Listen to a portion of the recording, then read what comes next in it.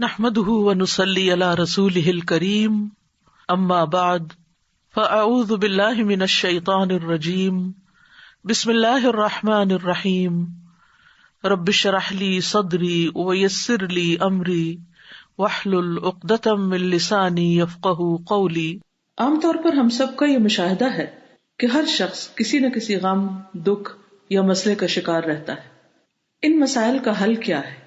اگر قرآن و سنت کا مطالعہ کیا جائے تو ہمیں ان مسائل کے بہت سے حل بھی ملتے ہیں۔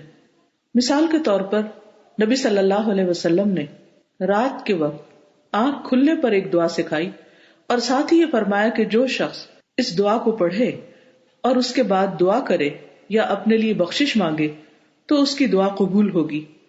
رات کے وقت ہم کیوں اٹھتے ہیں؟ کسی نہ کسی فکر یا پریشانی کی وجہ سے۔ رات کو انسان جب سائڈ بدلتا ہے تو بعض اوقات آنکھ کھل جاتی ہے یا کبھی برا خواب دیکھنے پر آنکھ کھل جاتی ہے۔ اس وقت اگر یہ دعا پڑھ لیں تو انشاءاللہ غموں اور دکھوں کا مداوع ہو سکتا ہے، کیونکہ وہ قبولیت کا وقت ہوتا ہے۔ یہ دعا آپ میں سے بہت سے لوگوں کو آتی بھی ہوگی، صرف ضرورت اس بات کی ہے کہ اس کو پڑھنے کی عادت ڈال لی جائے۔ دعا ہے لا الہ الا اللہ وحدہ لا شریک لہ لہ الملک ولہ الحمد وہو علی کل شیء قدیر الحمد للہ وسبحان اللہ ولا الہ الا اللہ واللہ اکبر ولا حول ولا قوۃ الا باللہ۔ بخاری کی روایت میں آتا ہے کہ جو شخص رات کو آنکھ کھلنے پر اس دعا کو پڑھے اور پھر کہے اللہم اغفر لی، اے اللہ مجھے بخش دے، یا کوئی دعا کرے تو اس کی دعا قبول ہو جاتی ہے۔